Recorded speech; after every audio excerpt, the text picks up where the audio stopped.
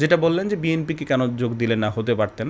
আসলে আমার কাছে মনে হয় না যে বিএনপি আমার মতো মানুষ দরকার, কারণ বিএনপিতে অসংখ্য কর্মী আছে, অসংখ্য নেতা আছে।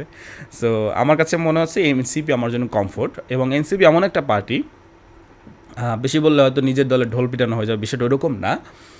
কোনো ম্যান আসলে যদি দেশের ভালো চায়, দেশের সংস্কার চায়, একটা চেয়ার আমার ক্ষমতা বলে, আমার ছেলে পেলের বলে যে আমি আমার চেয়ারটা ধরে রাখবো, এই ব্যাপার মায়ের যদি তার ভিতরে না থাকে, তাহলেই আসলে সে এনসিপি।